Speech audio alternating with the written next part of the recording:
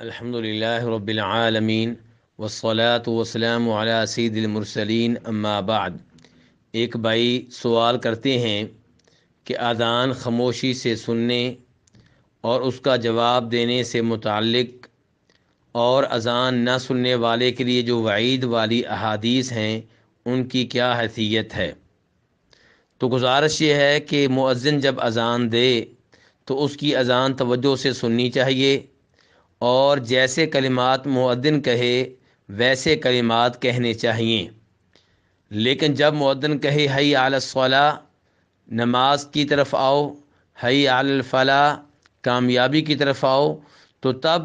مؤذن کے ان کلمات کے جواب میں کہیں گے لا حول ولا قوۃ الا باللہ، کہ ہر نیکی کی توفیق دینے والا اللہ تعالی ہے اور ہر گناہ اور شر سے بچانے والا اللہ رب العزت ہے۔ اس کے علاوہ جو کلمات ہیں وہاں پہ جو کلمات مؤذن کہے گا وہی کلمات وہ آدمی کہے گا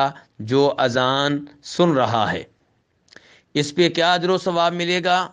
اس بارے میں امام مسلم اور ابو داؤد روایت کرتے ہیں جناب عمر فاروق رضی اللہ تعالیٰ عنہ سے کہ نبی علیہ الصلوۃ والسلام فرماتے ہیں کہ جب مؤذن کہے اللہ اکبر اور تم بھی کہو اللہ اکبر، اور مؤذن کہے اشہد ان لا الہ الا اللہ اور تم بھی کہو اشہد ان لا الہ الا اللہ، مؤذن کہے اشہد ان محمد الرسول اللہ اور تم بھی کہو اشہد ان محمد الرسول اللہ، مؤذن کہے حی علی الصلاۃ اور تم کہو لا حول ولا قوۃ الا باللہ، مؤذن کہے حی علی الفلاح اور تم کہو لا حول ولا قوۃ الا باللہ، مؤذن کہے اللہ اکبر اور تم بھی کہو اللہ اکبر، مؤذن کہے لا الہ الا اللہ اور تم بھی کہو لا الہ الا اللہ۔ تو جو یہ عمل کرے گا اپنے دل سے کرے گا، نبی علیہ الصلوۃ والسلام فرماتے ہیں وہ آدمی جنت میں داخل ہوگا۔ تو اس سے پتہ چلا کہ مؤذن کے کلمات کا جواب دینا اس کا